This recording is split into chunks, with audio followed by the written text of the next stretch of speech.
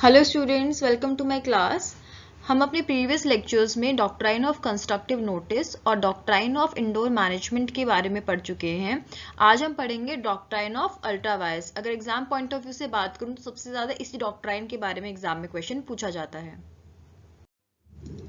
Okay, सो होता क्या है ये डॉक्ट्राइन ऑफ अल्ट्रा वायर्स? बच्चे, जो अल्ट्रा वायर्स टर्म है ये लैटिन भाषा का शब्द है जिसका मतलब होता है बियॉन्ड द पावर्स। अब यहाँ पे बियॉन्ड द पावर का मतलब कंपनी को जो पावर दी गई है बाय इट्स चार्टर। चार्टर मतलब मेमोरेंडम ऑफ एसोसिएशन, उसमें साफ साफ लिखा हुआ है कि कंपनी क्या क्या कर सकती है। तो उस चार्टर के अंदर रह के ही कंपनी को काम करना है।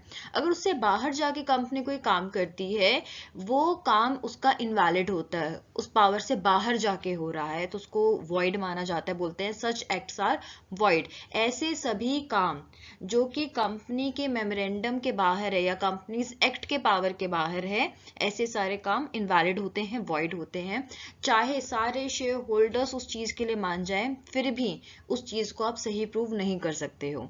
ओके, सो इस चीज को बोलते हैं डॉक्ट्राइन ऑफ अल्ट्रा वायर्स। इसका मतलब कोई भी एक्ट या ट्रांजैक्शन जो कि कंपनी के पावर के बाहर है, गिवन बाय इट्स एमओए और कंपनीज एक्ट, उन सभी ट्रांजैक्शंस को आप बोलोगे अल्ट्रा वायर्स एक्ट।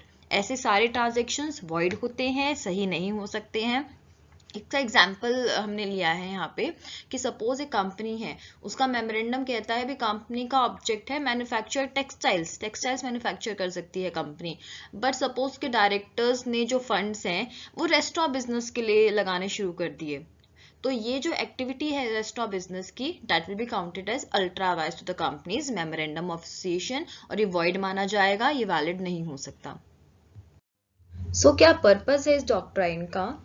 इस डॉक्ट्राइन के दो मेन पर्पस हैं। सबसे पहला है प्रोटेक्शन ऑफ शेयर होल्डर्स, दूसरा है प्रोटेक्शन ऑफ क्रेडिटर्स। बच्चे, दोनों ऐसे लोग हैं जिन्होंने कंपनी को फंड्स दिए हैं। शेयर होल्डर्स ने भी कंपनी में पैसे इन्वेस्ट किए हैं, क्रेडिटर्स ने कंपनी को पैसे उधार दिए हैं, और दोनों ने ये सोच के दिए हैं कि मेमोरेंडम में जो चीजें लिखी हुई हैं कंपनी उनको फॉलो करेगी। वही प्रोजेक्ट सोच के या वही ऑब्जेक्टिव सोच के उन्होंने पैसे इन्वेस्ट किए हैं या उधार दिए हैं। तो अगर कंपनी उन स्टेटेड ऑब्जेक्ट्स के अलावा किसी चीज में पैसे लगा रही है उन लोगों के, तो उन लोगों के साथ एक तरीके से धोखा होगा। इसीलिए ये डॉक्ट्राइन ये इंश्योर करती है कि जिस उद्देश्य से पैसे इन्वेस्ट किए गए हैं बाय शेयर होल्डर्स और बाय क्रेडिटर्स, उन्हीं ऑब्जेक्ट्स के लिए उन फंड्स का यूज किया जाए। अगर उन ऑब्जेक्ट्स के अलावा किसी भी चीज के लिए फंड्स का यूज होगा, वो आपके अल्ट्रा वायर्स ट्रांजैक्शन मानी जाएगी और वो वॉइड होगी। ओके बच्चों, अल्ट्रा वायर्स की डॉक्ट्राइन से रिलेटेड एक केस लॉ है बहुत फेमस, जो आपको मेंशन जरूर करना है। Ashbery railway carriage and iron company limited versus रेश का ये केस है 1875 का। इस केस में क्या होता है कि कंपनी होती है जिसके ऑब्जेक्ट क्लॉज में लिखा होता है कि कंपनी को अलाउड है रेल के डब्बे बनाना, ये कंपनी का ऑब्जेक्ट क्लॉज है। बट कंपनी ने क्या किया, उसने एक पर्सन के साथ, रीश के साथ कॉन्ट्रैक्ट कर लिया रेलवे लाइन बनाने का, उसको फाइनेंस करने का कॉन्ट्रैक्ट कर दिया। अब ये इशू आया कि क्या ये कॉन्ट्रैक्ट वैलिड होगा, ये कंपनी के पावर में है बनाना, क्योंकि ऑब्जेक्ट क्लॉज में लिखा है थे रेल के डब्बे बनाना।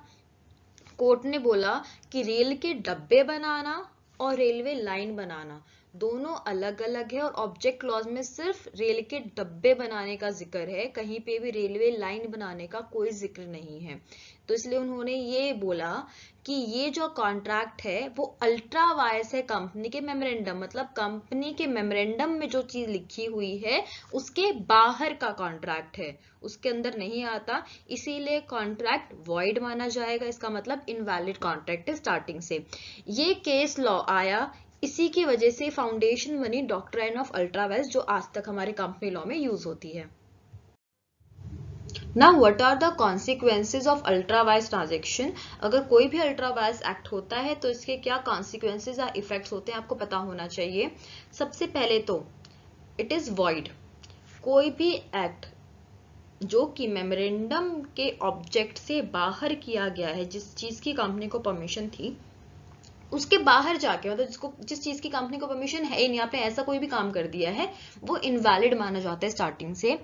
क्योंकि हम ये अज्यूम करके चलते हैं कि अगर कोई भी पर्सन कंपनी से डील कर रहा है उसको मेमोरेंडम की नॉलेज है।